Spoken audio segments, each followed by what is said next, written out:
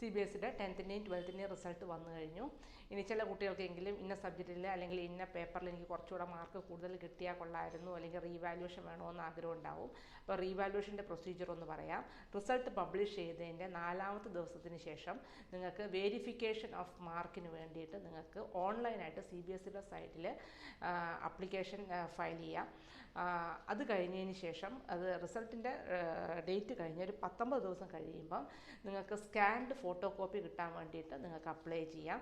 അതിൻ്റെ പൈസ സെപ്പറേറ്റ് ആയിട്ട് നമ്മൾ ഫീസ് അടയ്ക്കണം. അപ്പം നമുക്ക് ഫോട്ടോ കോപ്പി നമ്മൾ എഴുതിയ പേപ്പർ വിത്ത് കറക്റ്റഡ് പേപ്പറായിട്ട് നമുക്ക് ഫോട്ടോ കോപ്പി കിട്ടും. അത് ഏതെങ്കിലും ടീച്ചേഴ്സിനെ കൊണ്ട് കാണിച്ചിട്ട് ഇന്ന ക്വസ്റ്റ്യൻ എങ്കിലും മാർക്ക് കിട്ടാനുണ്ടോ എന്നുള്ളത് നിങ്ങൾക്കറിയാം.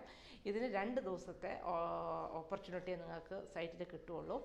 അത് കഴിഞ്ഞതിന് ശേഷം നിങ്ങൾക്ക് 24ാമത്തെ ദിവസം റിസൾട്ട് പബ്ലിഷ് ചെയ്തതിൻ്റെ 24ാമത്തെ ദിവസം മുതൽ റീവാലുവേഷനുള്ള പ്രോസസ്സ് നടത്താവുന്നതാണ്.